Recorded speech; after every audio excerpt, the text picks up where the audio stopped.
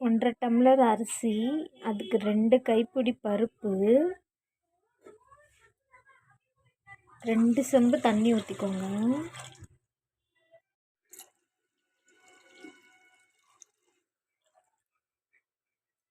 நல்லா குழைய வேகட்டும்.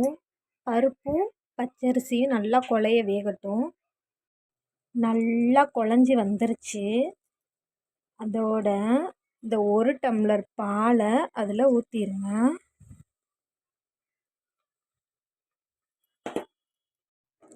ஊற்றி நல்லா கிண்டி விடுங்க.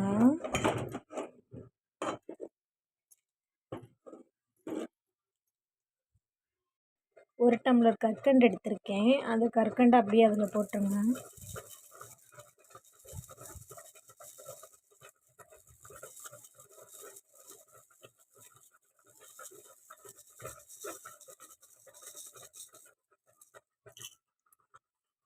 கொஞ்சோண்டு ஏலக்காய் போட்டுருங்க.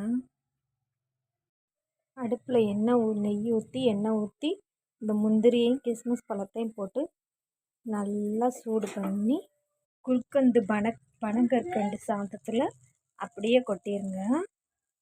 இந்த குல்கந்து பனங்கற்கண்டு சாதம் ரெடி.